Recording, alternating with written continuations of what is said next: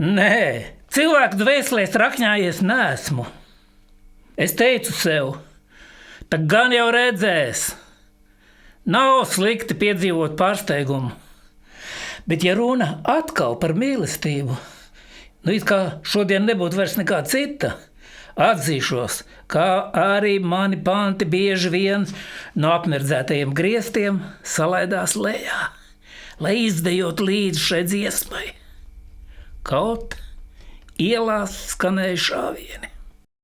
Jaroslavs Sēferts, čehu dzejas brīnumdars, lasītāju un kolēģu mīlētais, partijas un valdības noklusētais Nobela prēmijas laureāts, 20. gadsimta balss kaislīgos, pilnīgos un skarbos tekstos, Mērja Staps skūpstu grāmata, Ulža Bērziņa atzījojumā.